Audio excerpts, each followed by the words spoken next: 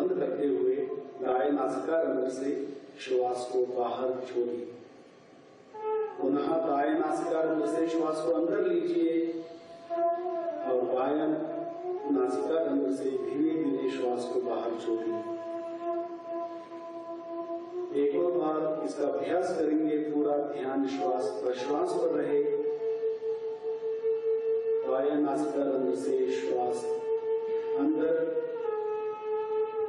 और दाएं नासिका रंध्र से श्वास, नाक से श्वास बाहर। शीतली प्राणायाम शरीर में एकाग्रता को बढ़ाता है, उच्च रक्तचाप को नियंत्रित करता है। हाथ की हथेलियों को कंधों के नीचे रखिए। हाथर तलुआ आमी कांधर दुई काषे राखिम।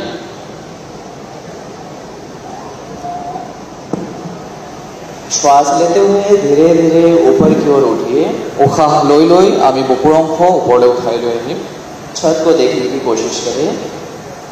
ऊपৰৰ मंच आमी चाবলৈ চেষ্টা কৰিম। कुछ सेकंड रुकेंगे। এই আসনে मानसिक चापर বাবে বৰ উপকাৰী। पेटर चर्बी और कोष्ठकाठिन्य कमोवात यथेष्ट सहाय करे। श्वास छोड़ते हुए वापस आइए। उशाह एरी पुनः आगर अवस्थाলৈ घूरी আহিম। छोड़ते लेते हुए वापस आइए। এই আসনে हजम शक्ति बढ़ाय, पेटर जिकोनो समस्या दूर करात यथेष्ट सहाय करे। पैरों को सीधा कर लीजिए। दुयोখন भरि सीधा কৰি লওক।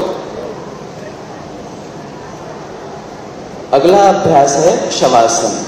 यार पिछर आसन হৈছে आसन। दोनों पैरों में लगभग 1 फीट की दूरी रखें। दुयोখন भरिৰ মাজত 2 फीट 1 फीटर व्यवधान কৰি লওক। हाथ की हथेलियां आसमान की तरफ खुली हुई। हाथर तलुआ ऊपरमुआ गई থাকিব। जमीन पर रहेगी कमर के बगल में। तলত থাকিব ककाলৰ কাষত। आंखें सहजता से बंद कर लीजिए। चकु सहजभाৱে बंद কৰি ৰাখিব। এই অৱস্থাত উশাহ নিশাহ স্বাভাৱিক অৱস্থাত থাকিব। সৰ্ব শৰীৰ ভাৰ মাটিত এৰি দিয়ক। মাংসপেশীসমূহ ঢিলা কৰি দিয়ক।